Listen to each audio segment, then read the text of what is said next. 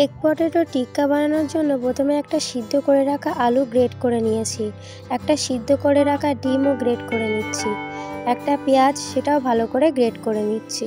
এবার একে একে বেসন, হলুদ গুঁড়ো, মরিচ গুঁড়ো, লঙ্কা গুঁড়ো, অল্প একটু লবণ, আদা রসুন বাটা, কাঁচা লঙ্কা কুচি, ধনে পাতার চাটনি দিয়ে এটা ভালো করে মাখিয়ে নিচ্ছি।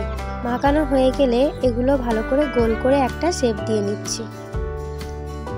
এভাবে গোল করা হয়ে গেলে এবার ব্রেড গ্রেট করে রাখা ব্রেডে এটা ভালো করে মাখিয়ে নিচ্ছি। এইভাবে মাখানো হয়ে গেলে এবার একটা পাত্রে তেল দিয়ে তেলটা গরম হয়ে গেলে এগুলো একে একে দিয়ে ফ্রাই করে নেব।